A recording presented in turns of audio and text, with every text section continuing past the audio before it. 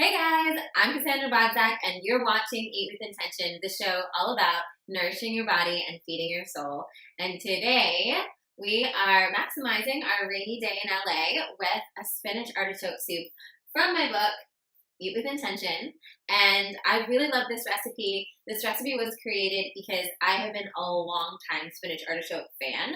So pre-dairy free days, I was all about getting into a slice of artichoke pizza in New York City or spinach artichoke dip. And don't worry, I have some amazing dairy-free spinach artichoke dip options too. But this soup, I created for the book because I really felt like it was like a crave-worthy soup. It has that, like, we're going to put some almond milk in it and some nutritional yeast, and there's going to be that thick, creamy spinach artichoke goodness going on. And as you guys know, every recipe in my book has its own little mantra with it. And I love the mantra of the spinach artichoke dip soup. I love the mantra of the spinach artichoke soup.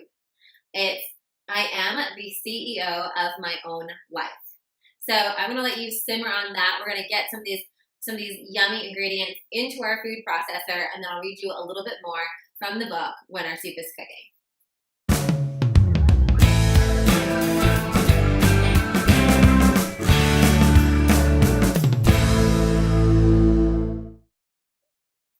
All right, so first things first, what do we need? Well, we're going to start off with the basics. Some spinach. You just have some organic baby spinach. We're going to put 1.5 cups of this, but like I said, you can never have too much spinach, so you can, I'm just going to put 2 handfuls in. Maybe a little bit more. Why not? Here we go. That looks good. And then we're going to put 1.5 cups of artichokes. So these are frozen artichokes that I just got from the grocery store and defrosted. We're going to put them in here. And I'm going to do a little mix up from the OG recipe in the book. And what I actually did is I sauteed up some onions and some garlic ahead of time in just a little bit of olive oil on the stove. And I'm actually going to put them in the food processor when we mix all of this together. And it's just going to chop everything up nice and finely so that you can kind of be off duty from having to be the best shopper in the world, so to speak. It's a really nice, the food processor is your friend in this case. And so because we're working with the food processor, we're going to want just a little bit of liquid in there to help it move it around. We're going to put 1/2 cup of vegetable broth. And this is just low sodium, regular vegetable broth, organic, of course, right? We're going to put that in the mix, and that is just going to help our food processor out a little bit. All right, so all that's in. We're going to blast this on high for just a little bit, and we'll be right back. All right, so we have our food processor going, and you just want to let it chop it thoroughly, and then you may just want to stop it and take your spoon and just clean the sides and get all of that in there. And the thing I love about this soup is you can really make it your own to customize it for your flavors. So you can, if you want it a little bit thicker, you can do this a little bit shorter and have the pieces be a little bit thicker. Or if you want to completely creamify it, which is what I'm going to go for today, we're really going to blast it out and get it nice and chopped. All right, so we have that nice and chopped up now, and we're going to place this in our big, I like one of these big saute soup pans, but whatever you got going at home will work as well. So we're just going to take out our blade from the food processor. Always a fun part, right? Be careful. And then we're gonna dump this into our pan. And just so you guys know, I'm actually using the same pan that I sauteed the onions and the garlic in earlier before we started shooting. And I didn't clean it because it's going to give it some nice flavor. All right, so we have that there. And now what we're going to do is we're just going to keep it on, there we go, a low simmer. And we're going to add in another 1/2 cup of our organic vegetable juice broth. There we go. Just gonna thin it out. I'm just gonna mix it, and it's already looking a little bit more soup-like. And now we're going to add in our almond milk. So I'm just using some plain unsweetened almond milk. And we're going to use 1.5 cups of almond milk.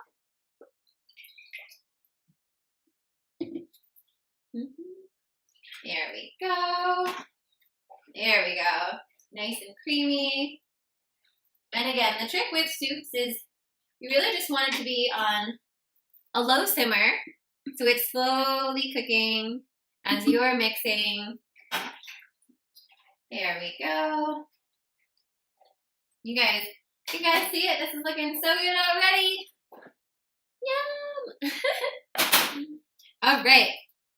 So now we're going to add in some nutritional yeast. So for those of you who are new to nutritional yeast is your BFF whenever you want a little bit of more of like a creamy, cheesy taste to a vegan dish. So we are heartily adding 1/3 cup of nutritional yeast. And you can also play with that at home and add as much as you want. So I'm just going to mix that in. You do want to mix it in thoroughly. It's also going to help us thicken our soup right now. And then, of course, we do have our quinoa flour that we're going to add. So we're just adding 2 tablespoons of quinoa flour.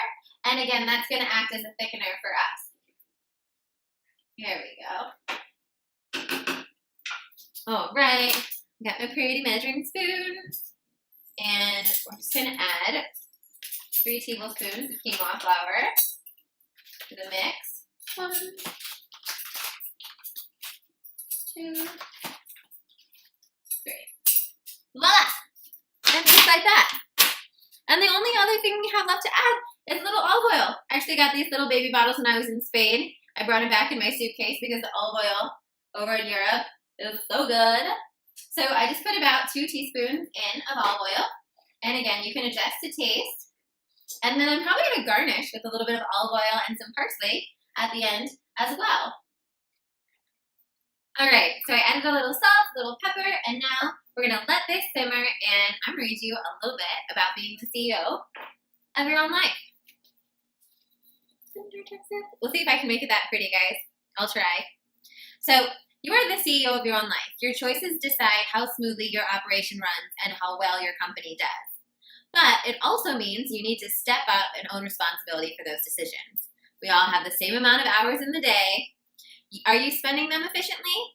When you call the shots, you can make the executive decision to put in activities that help you be the best version of you.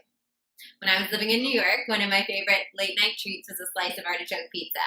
Unfortunately, my body's not really a fan of all the dairy or the gluten, but my love for spinach artichoke anything is satisfied by this soup. So I love this lesson of being the CEO of your own life and really stepping into that. So I love this lesson about being the CEO of your own life. And I think all of us, when we start taking care of our body, when we start listening to our food choices, that is a really beautiful step in that direction in all areas of your life. When we're really tuning in and saying, actually, I get to decide, I can decide to eat the healthier lunch today. I get to decide to go grocery shopping and make sure I have a delicious breakfast when I wake up in the morning, right? And just a great thing to reflect on as where are the areas of your life where you are being the employee, right? Where you feel like you're being at the mercy of something outside of you. And so that doesn't necessarily mean exactly in your job situation, but let's say the way you would be the employee around food would be saying, oh, well, all my coworkers like to go to McDonald's or In-N-Out, so I just always go there. It's like, okay, where are you not asserting the fact that you actually are the CEO of your own life and you get to call those shots? Same thing about going to the gym. If you say, I want to work out, but you're not doing it, but you're not making that initiative. Are you really being in control of your own life? Are you taking responsibility for how you spend your day? Well, there was my little Eat with Intention tidbit, and let's go plate this yummy soup that's ready to eat. All right, our soup is all ready, and I put it in my plate. And now for the fun part, we just garnish it up.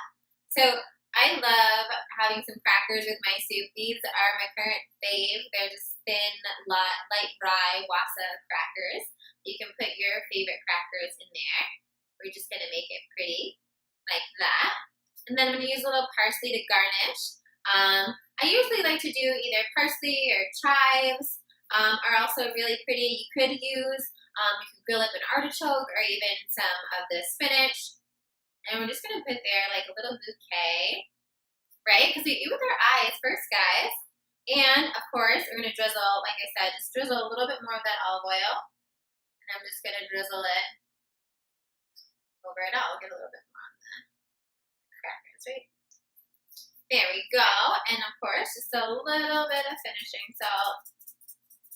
Beautiful. And voila. There you have it, a beautiful spinach artichoke dip and a lovely little reminder today to be the CEO of your own life. That's what's been cooking here at Eat With Intention, and I hope you enjoyed this episode. If you liked it, please give us a thumbs up and like it. Comment below. Let me know what other kind of soups do you love. Are you trying this at home? I'd love to see your photos when you try out my recipes, so tag me at Cassandra Bodzak. And as always, if you love this video, I would love you to subscribe and join our community where there's a new video every Wednesday right here on Eat With Intention TV. Mwah. Love you guys.